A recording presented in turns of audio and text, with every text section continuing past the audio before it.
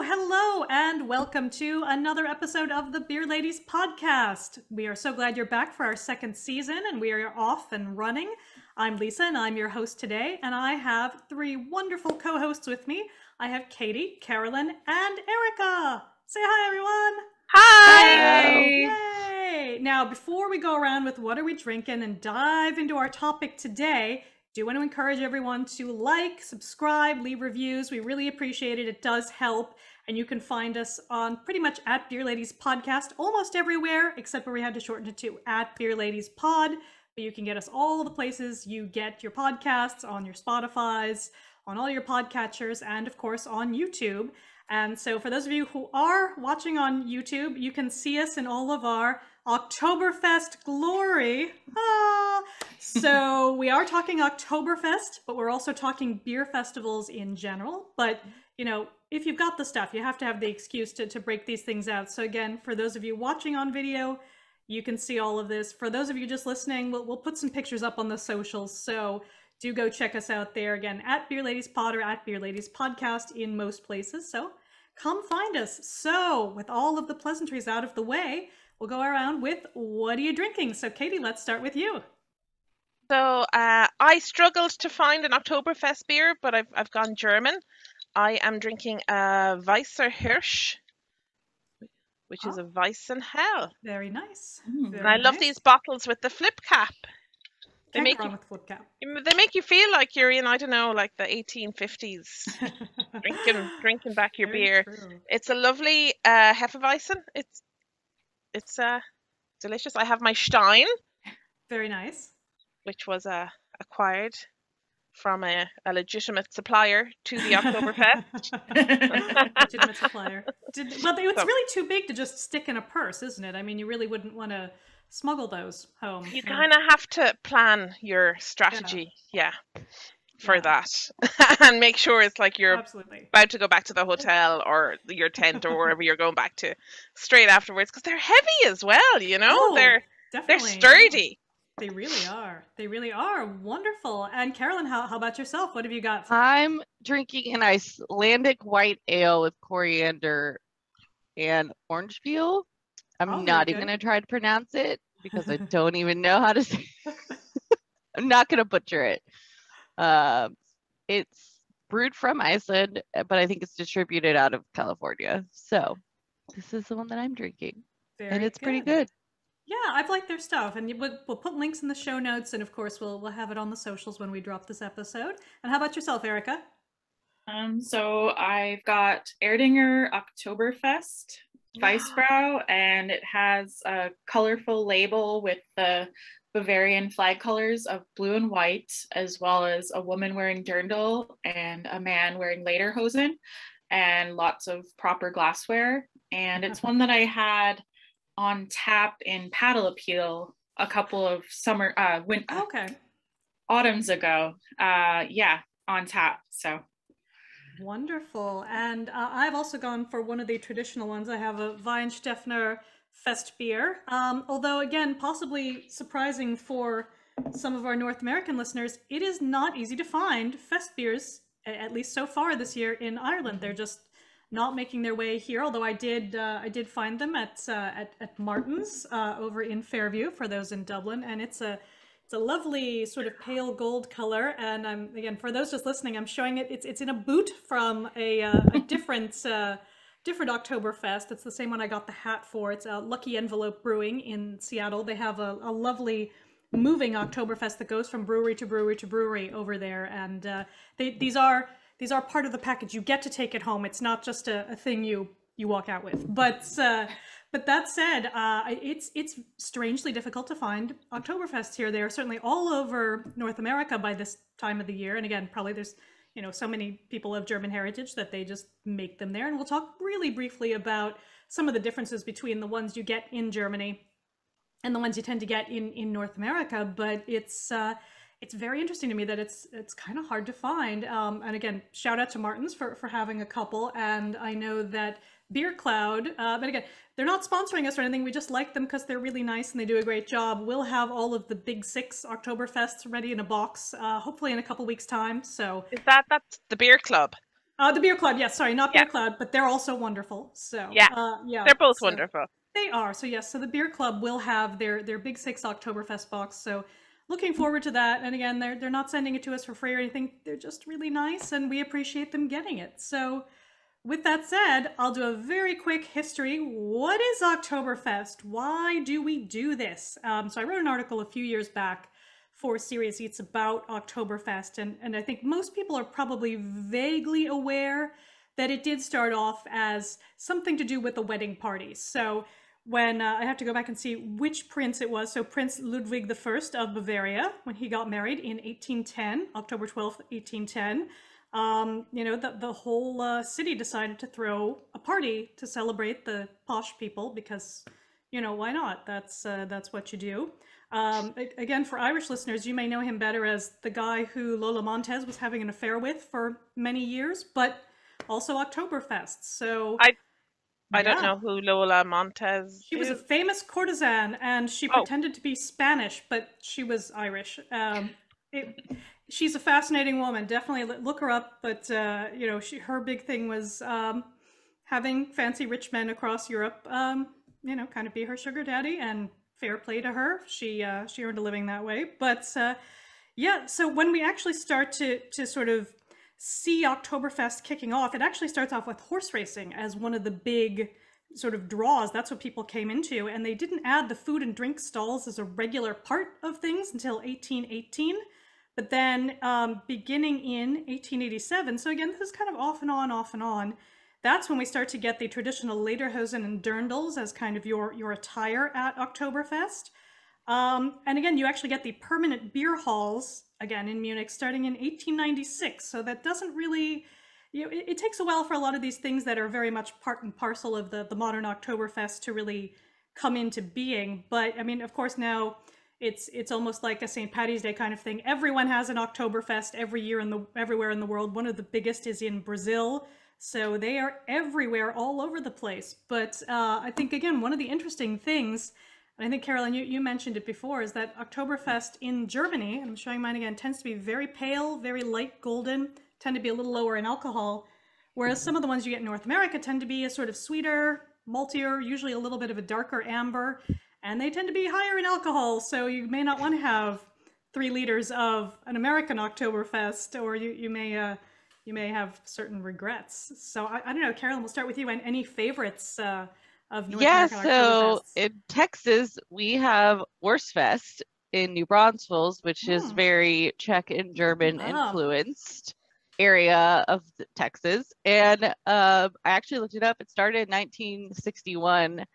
The Ed Grist was the city meat inspector and created a festival in honor of sausage. And then 1963 is when they started Wurstfest.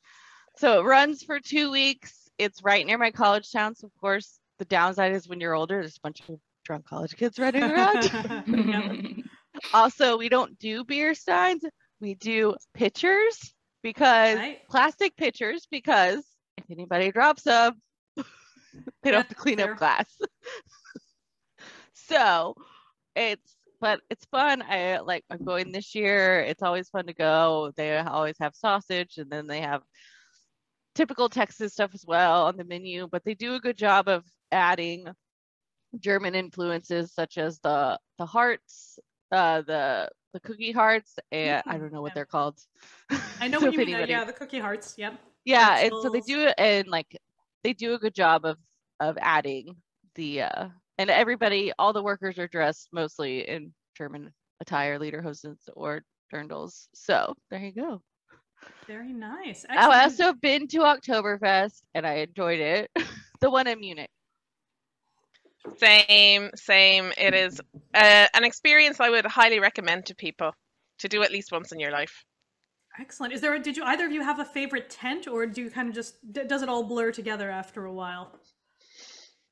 Well, I was told that it's very hard to get into tents if you don't have a table. So my aunt's friend got a table. So we were in the Polliner tent. Very nice. So that was fun.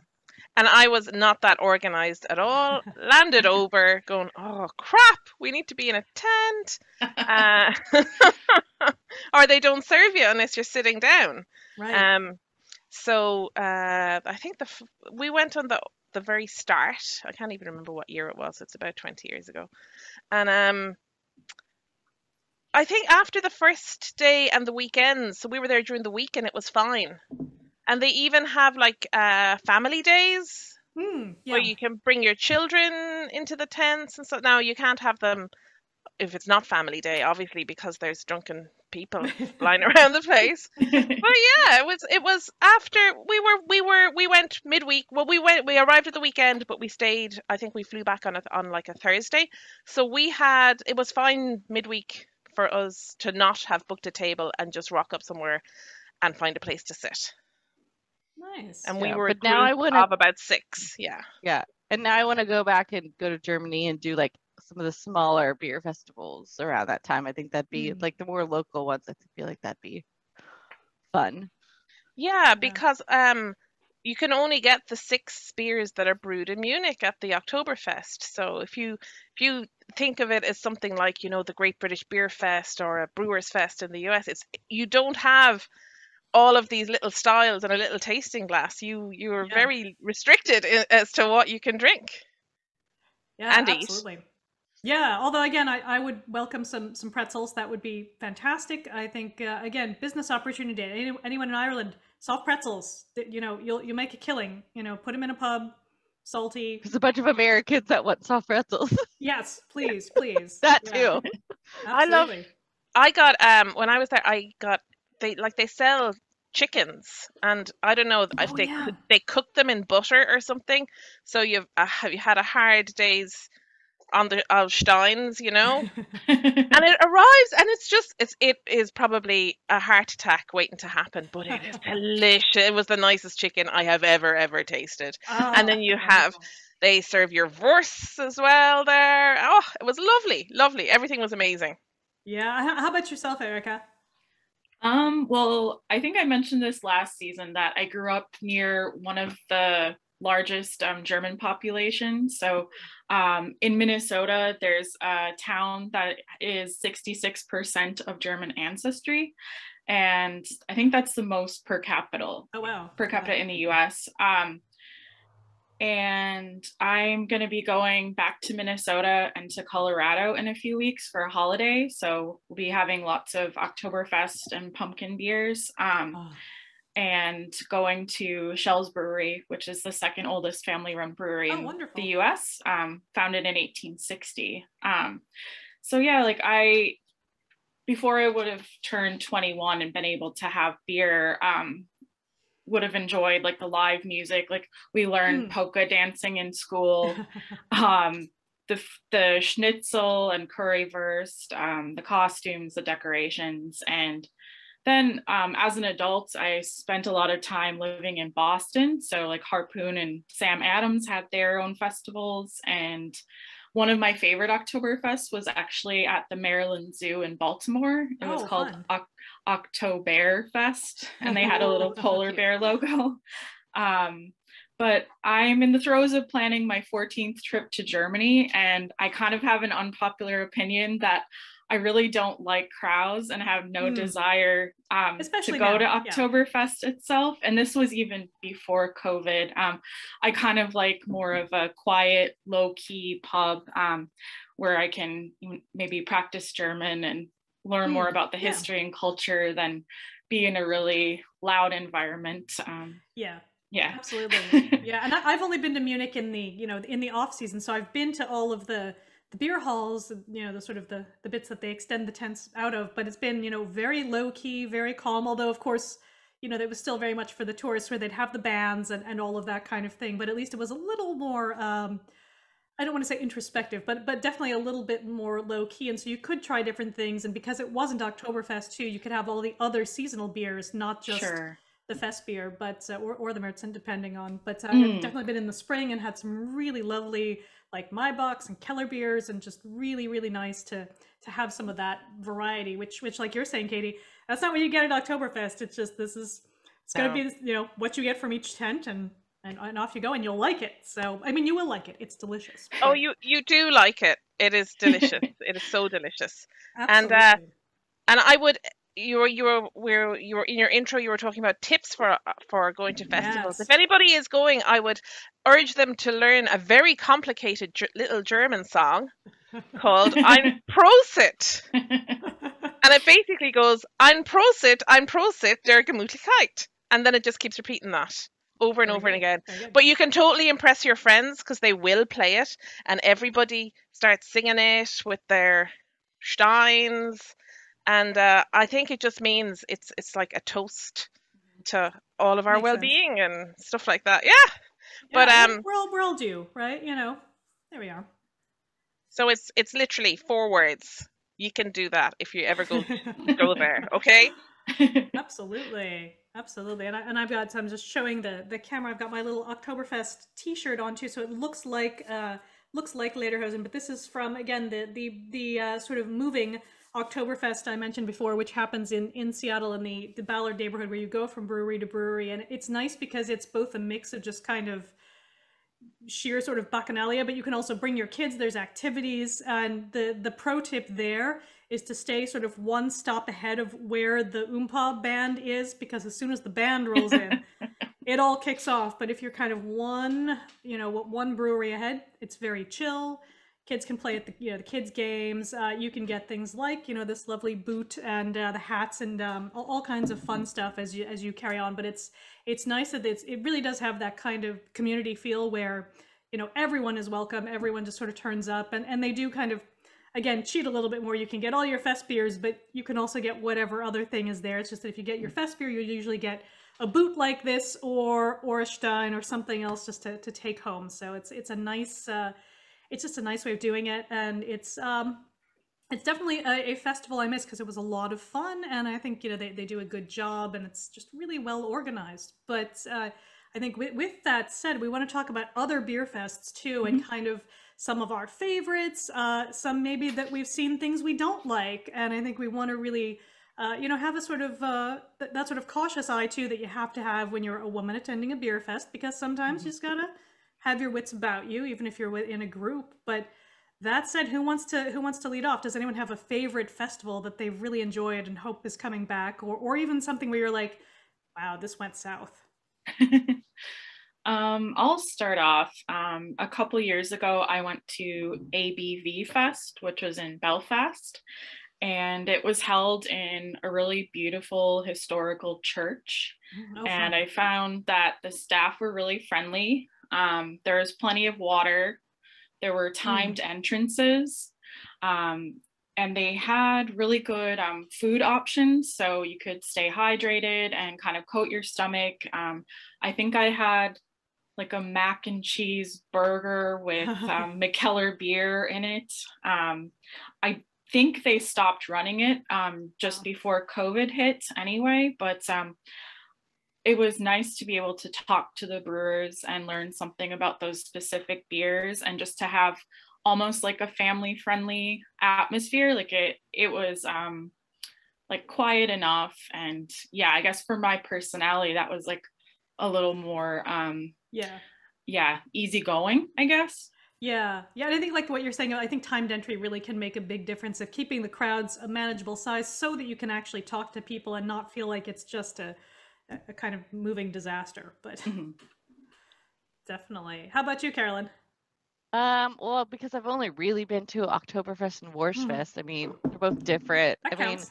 Mean, the problem I have with Wurstfest is that they don't have a lot of Oktoberfest beers. I think they have like Shiner, which is a Texas-based beer. They have Shiner Bock Oktoberfest, but like they'll have like IPAs and they'll have like Coors Light or Miller's Light. That's great, but like it's great if you're day drinking. Let me put it like that. If you're day drinking, you obviously want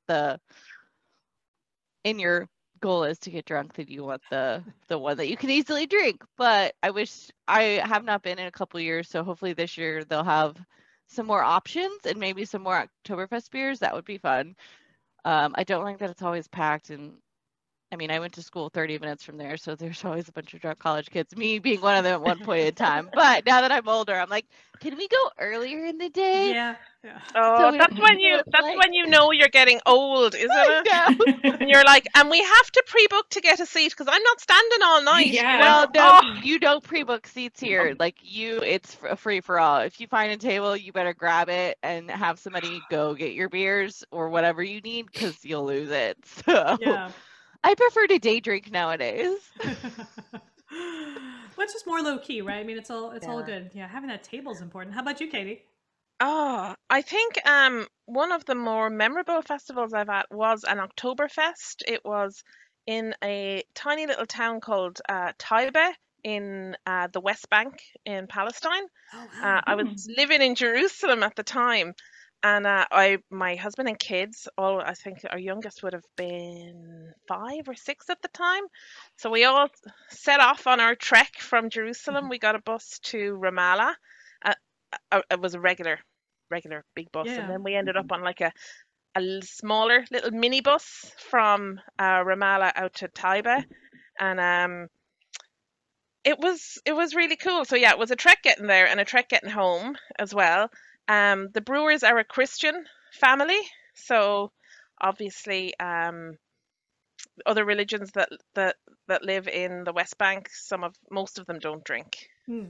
Most of the people, but it's a family run brewery. They have a great day. They have entertainment for the children. They have balloons and face painting, and you can try all of their range, and they have like local crafts from people living in the West Bank, and it was absolutely lovely day out. And then it's like you're at the thing, and then every now and again they'll say, okay, who wants to go for a tour of the brewery? And you walk down the road past a goat or whatever, and they bring you in and go, this is our brewery. And it's there's lots of goats. And were the kids allowed inside? The children? Yeah. It was all outdoors. Okay. Because the weather is nice. Yeah. There. Oh, yeah. Yeah. Yeah. It was in September, I believe. Oh, so not too hot. Yeah. No, it was lovely. It was lovely. There were lovely food options. It was great.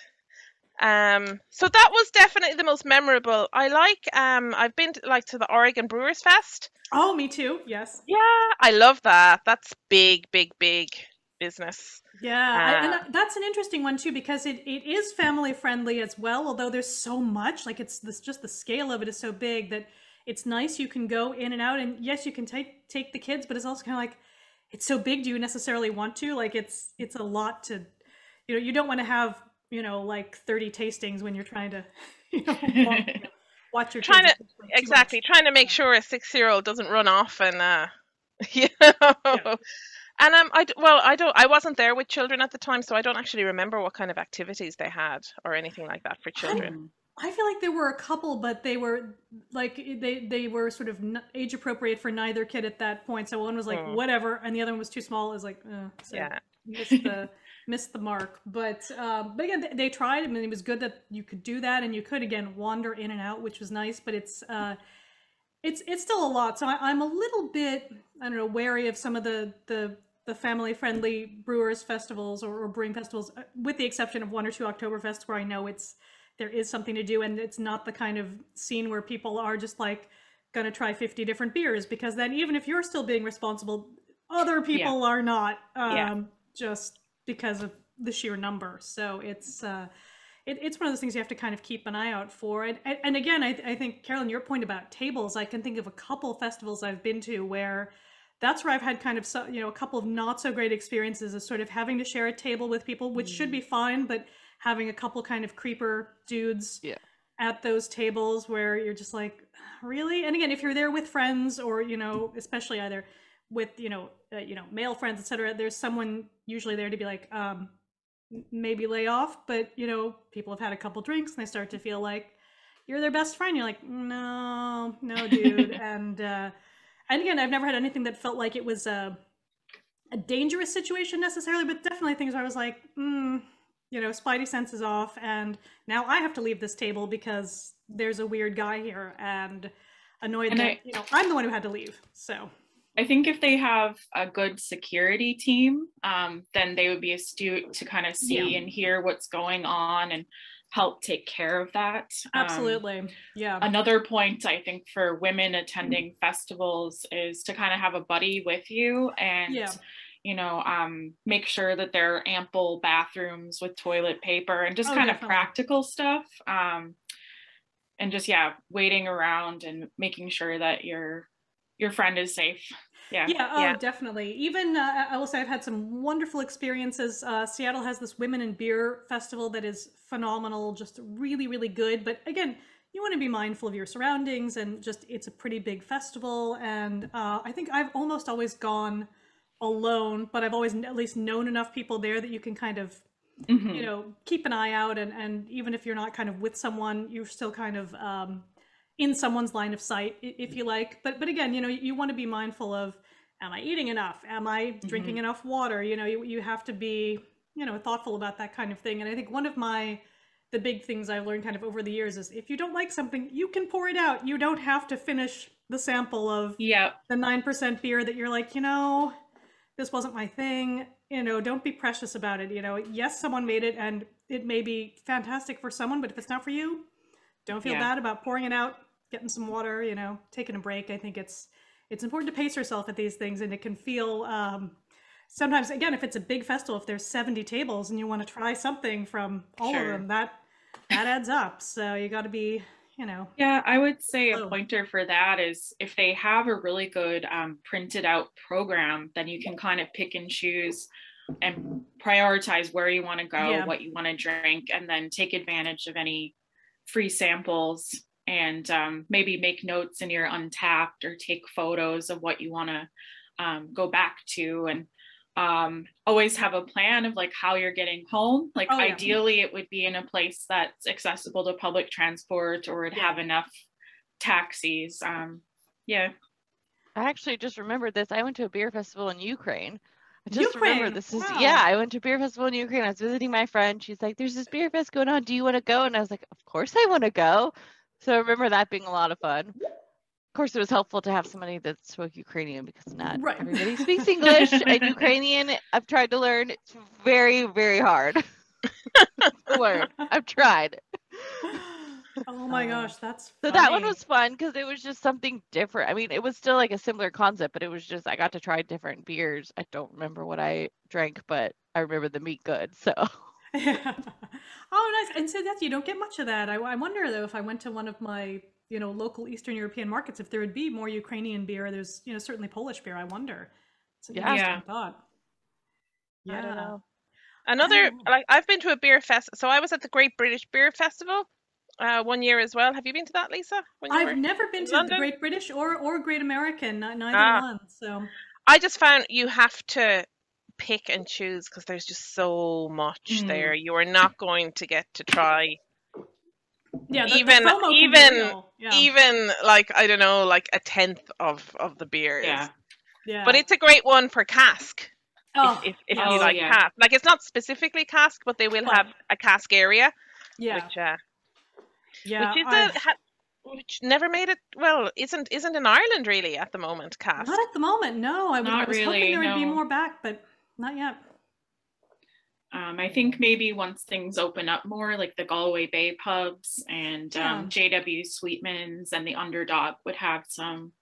I was gonna say about kind of what's important to you to be drinking. We went to Hagstravaganza in Ballymote, Sligo a couple years ago, and I picked out all the milkshake IPAs because that's one of my favorite styles. I know I'm weird that way. A lot of people don't like them, but like I just stuck to that. So I wasn't really going for crazy high ABVs or large volumes. Like I was really pacing myself. And also I think it's important to have like non-alcoholic options there too. Yeah, absolutely. And there were a couple of festivals I used to go to back in Philadelphia. There's actually a wonderful cask festival in Philadelphia that Yards has, the Yards Real Ale Festival, which is great. And again, they have good food, things like that. I used to go to a cask festival in Seattle too, which was great for the cask, but almost no food and not even stuff that you could like, like, yes, you could bring things in from outside, but I'm also like,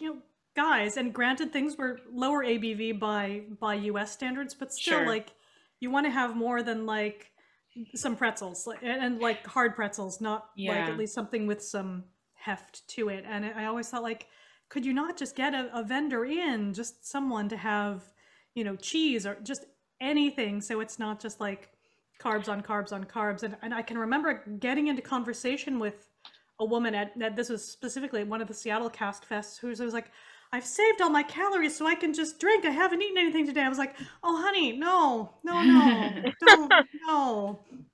This is a bad idea. And then I felt like I had to like follow her around and be like, are you with someone? Like, just. Yeah. Pro tip, eat food. Eat food. Yes. Be smart. I think that's an advantage of the big grill, which was in Herbert Park as well, because a huge portion of the festival is the barbecue side of it. So they've got loads of food options, not just the craft beer. And I find if you're kind of going from craft beer to craft beer, like you can kind of get a headache or a stomach ache. So yeah, I would say kind of being mindful of that, and then planning maybe tokens, or do they have a card reader, or just knowing how you're going to buy, and maybe, okay, it's 5 p.m. I should have something now. And and the big grill is a really family friendly, family oriented. It is. Yeah. They have games and music, and the couple of times that I've been there, I was just really impressed with how it was run. And a few of these festivals have either been virtual or postponed to 2022 and beyond. So I would like to see some of those back. Oh, absolutely. Well, I have my tickets for Fidelity, which was cancelled this year. Yes, so for next year now. So hopefully that will happen in 2022. Fingers crossed. I'm really, really hoping. I've not been to a previous Fidelity, so this will be my first time, but really hoping it's going to be good. Here too, and I think it's cool that it's all inclusive. So like you're not having to buy beer once you get there. It's with your ticket, and the Mansion House is just a gorgeous venue as well. Yeah, and that can really add something, like the ambiance of this of where it is, if it's not just in a tent, which can be fine, like we're talking about Oktoberfest. But one of my favorite beer festivals, and it's gone through a lot of different names, was in Philadelphia. And it would be at the Penn Museum. And so it's in just one of the beautiful Asian galleries, and you're surrounded by sort of golden Buddhas. And it's just an amazing room. Now, also problematic because colonialism, but it's a beautiful room. And I went to many, many different iterations of that festival and met Michael Jackson on a number of occasions. He was always so nice and so lovely. And I think, again, that's the big bit of getting to talk to people. Sure. Especially people who are just so in the industry and so kind of revered, someone like him. But I always got a very, very friendly vibe. I never had, and I know some people run into the things where they'll go to a stand and they'd be like, only talking to, someone's male partner or that kind of thing. Yeah. I've never had that happen. I've seen it happen to other people, so I know it happens, but I've been lucky enough that it's never happened to me, because I would just be like, really? Like, come on. But I think, I've been fortunate that at least at that time, sort of, early 2000s, it was just very, very inclusive. And you felt like people did want to kind of cultivate new, new customers, if you like, they, from anywhere. They didn't want to cut anyone out. And I don't know that I don't think people are trying to do that necessarily. But again, you see that come up at festivals, and that's always something where you're like, sure. Why? Just be thoughtful. Yeah. I think there is a female festival, like FEM-ALE down in Cork at Franciscan Well. Yeah, I would have gone to that if they'd had it again. But I think that was a lot of female speakers and, leaders in the industry and women-led breweries. So that would be more of like a themed one. Yeah, absolutely. And I think some of the themed ones are so interesting too, whether it's kind of who's doing the brewing or, if it's an all, like, thinking about in Germany, there's also the Strong Beer Festival I think it's in March, which I don't know that I could do. I think it would be, I'd have like one or two and then I'd be out for that. But I've also been to kind of almost accidentally like 1 or 2 Sourfest, and you know, I love a Gose, but I can't have, you know, even just in sample size, I can't have like 10 or 12 of them. But you know, if it's like 40 different stalls, I'm like, guys, I can't do it. I'm glad this is here for all y'all who love it, but it's just like my digestive system does not want that. So you know, there's something for everyone. But you know, I think again, you want to kind of be mindful of, especially if you're buying tickets for it, is it something you really want to, you know, kind of invest in? And I think now, and I'm curious how you all feel about this too. I think now that, you know, we've seen more and more, especially with the Great American Beer Festival happening this past week, you know, we've seen a couple breweries kind of lauded for their beer, but we know that they've been bad actors behind the scenes in at least a few cases. And I don't feel great about that. And it's like, as a consumer, what can you do to kind of, apart from not buy it, you know, because if you go to a festival, they're there or they're not. And in some cases, festivals are going to, you know, take a stand and say, hey, you know, we've seen brewery X or brewery Y do a bad thing. We don't want you guys here. But who's the right person to step up? And I don't know if there's a good answer. But yeah, I would say with a lot of the stories on Instagram coming out about employees being racist or sexist or homophobic, there's definitely a space to share stories and to learn maybe which breweries you might want to boycott. But I think sadly a lot of those people like wouldn't feel comfortable being super open and transparent. You know, they might be using a pseudonym, but I'm glad that the awareness is there, because I think it's been boiling under the surface for a long time. Yeah, I agree. And it's certainly a little bit of a different thing with either GABF or GBBF, where they're also just giving medals out. So that's part of it, but not, you know, there's also the sort of tasting element of it. And it's, again, kind of as a consumer, you only know what you know. Like, you may not know that brewery X did terrible thing Y, or you know, is alleged to have. So, you know, it can be tricky, because you want to support the industry and you want to support people in it. And there may be fantastic people who work for brewery or bar X or Y. You know, it's not their fault necessarily. So how do you balance that? But I think especially in that festival setting, it can be hard to kind of, I'm trying to think what's a good word, sort of be able to kind of exercise that consumer judgment. Because at least if you're not buying it, you're not buying it. But if they're at a festival, do you just not try? Like, again, you're not doing anything, in air quotes, meaningful, but you can kind of at least still have the conversation sometimes with people.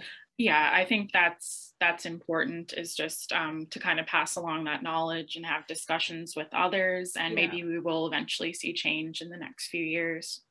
Yeah, and I will say, I think some of the recent things coming out have meant that now that festivals are starting up again, people are on, let's say, broadly better behavior at these kind of very public settings.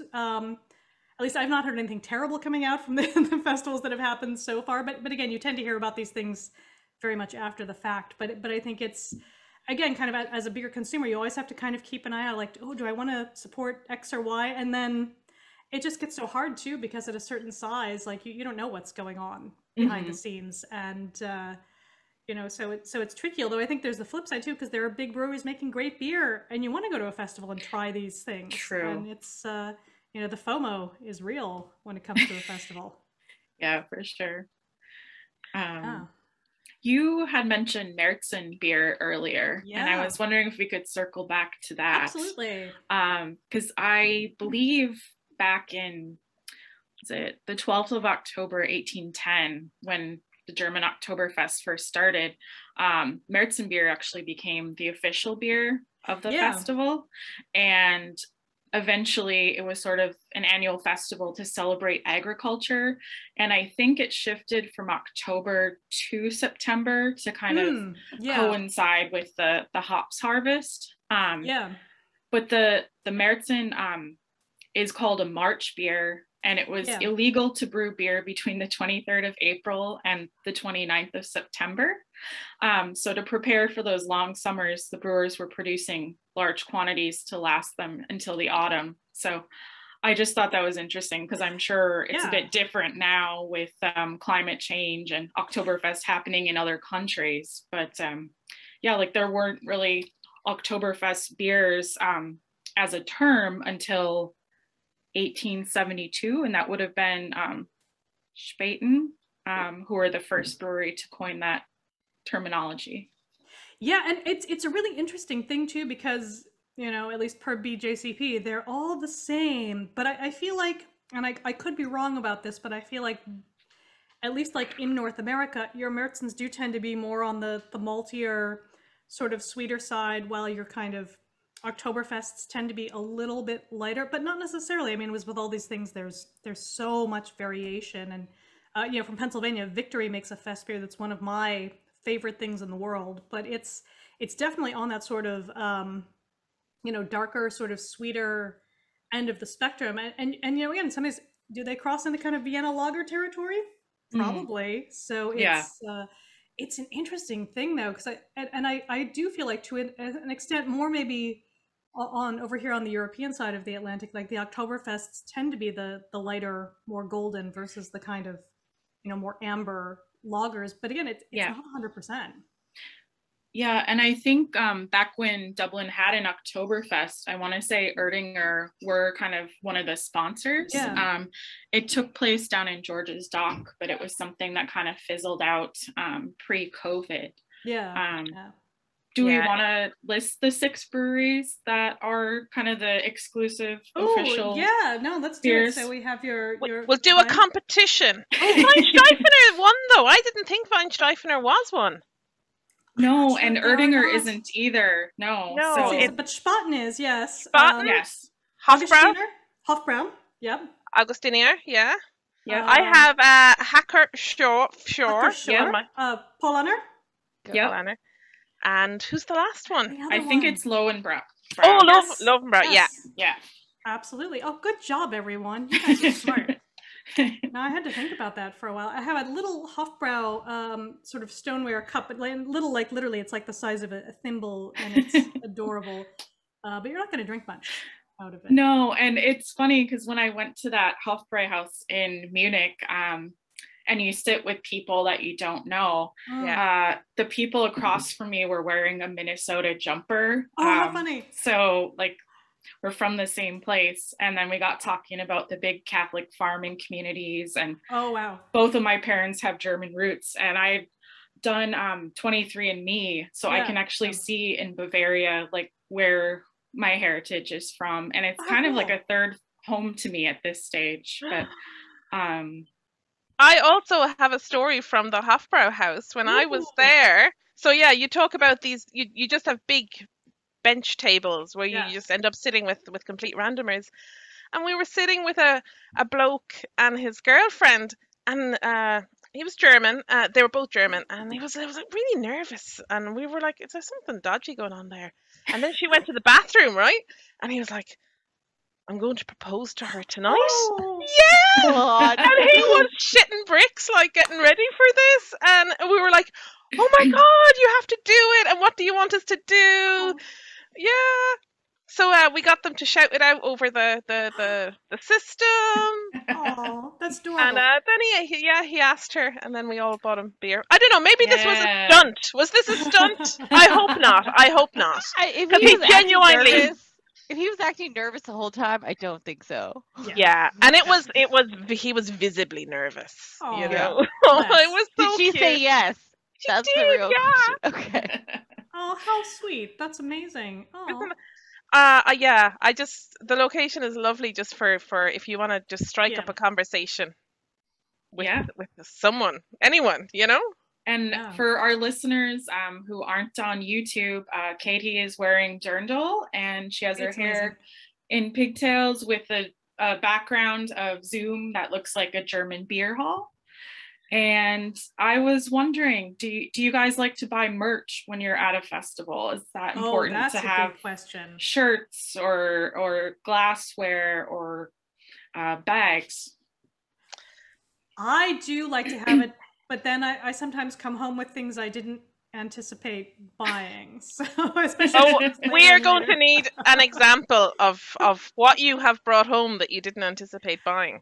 Especially, the biggest thing for me is usually t-shirts that would never fit me. So I'll come home with like a big like men's fit like shirt. I'm like, it was the only one they had. And like, but did I need this? You know, maybe not. So again, I love a festival where they have where it's size inclusive, where it's, you know, men's and women's fits, even the ones that have like kid sizes, fantastic. Let's do the whole thing. But I've definitely come home with things where I'm like, I look at it in the cold light of day the next day, I'm like, I'm never gonna wear it. Like, come on.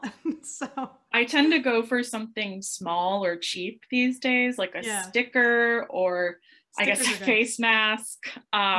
Because at a certain point I was like, how many beanies do I really need, you know? But I've done something kind of cool where I have about 3 dozen or so Irish beer t-shirts, and we're making a quilt that has at least 24 panels, so that it's like a t-shirt quilt. So I think for something like that, the size doesn't really matter, even if it's worn to the gym or as pajama tops. So that's a smart idea. I've done that with some of my kids' clothes that they've outgrown, but that's smart. I was just looking because I've got somewhere a tasting glass for my very first beer festival in 1999. Old. But I was looking back at that one, and again, we'll put a link in the show notes because it's up on the Way Back machine. But I almost kind of feel like I sort of imprinted on that festival. It was the Mountain View Small Brewers Festival in Northern California. And they gave you a beautiful tasting glass, but I can remember going to that, wanting to try everything, being like, how come everyone here is an older dude with a beard? Which is what it was like back then. And that was like it. I was one of like 2 women there.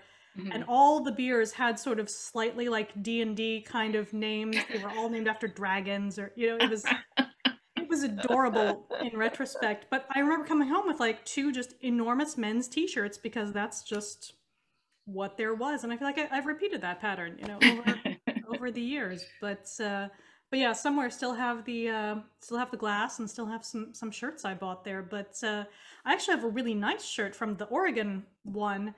But again, it's funny. The shirt is really well fitted, but it has 2 like blokes with the beards on them, where it's just like it's at that point you just have to go with it. It's just fun. Yeah.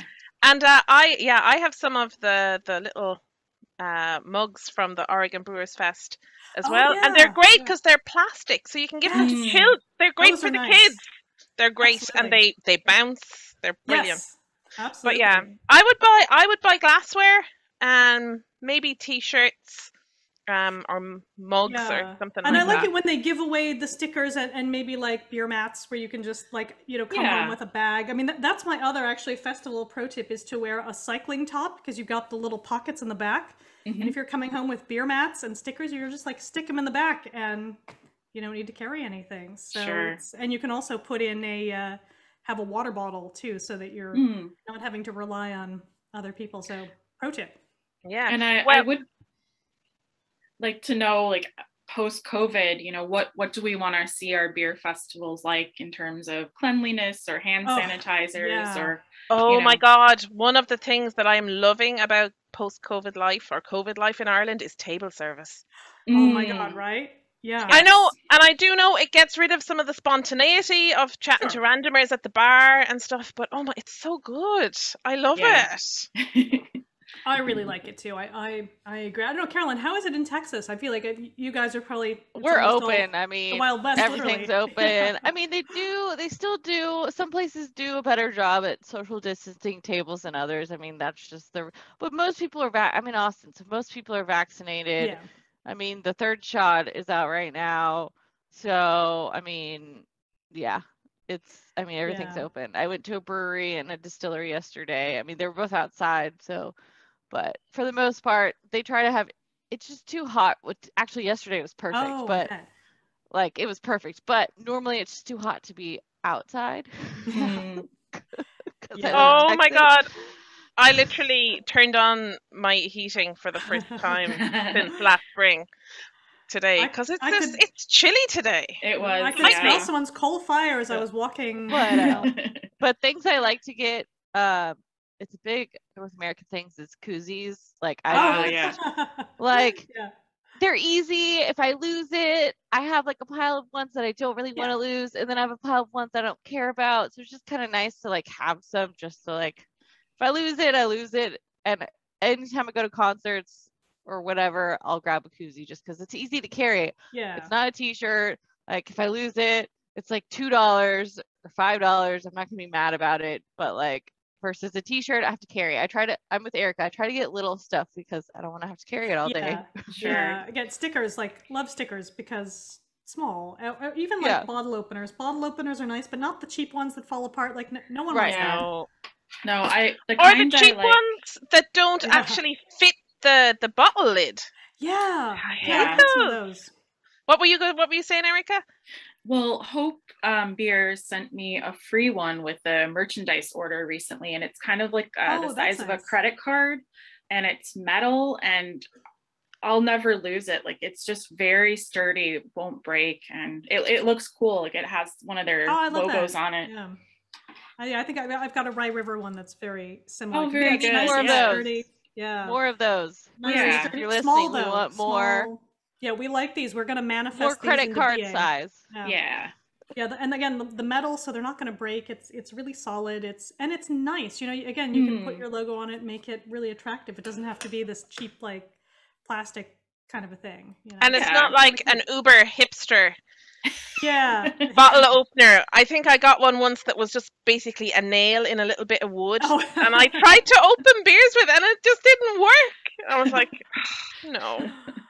Oh, absolutely. Well, I you know, like you say, I'm looking forward to the festivals being kind of, you know, relatively small in terms of numbers, but just so you don't get those big crowds. But I do kind of miss that thing where there's one of those things that everyone knows that like the one beer is the one everyone at this festival wants to get, and there's kind of a queue for the one beer. But again, I like it if it's sort of, you know, timed tickets, so you can get there early, try that beer before it's jam-packed. And I think at the Midlands Beer Festival a couple of weeks ago here in Ireland, I know there was one of those beers where that thing happened, because I feel like that's sort of a staple of every festival. There has to be the one beer that everyone lines up for, and then they run out of it, and it's just kind of a tradition. It's kind of a ritual. It's nice. Yeah.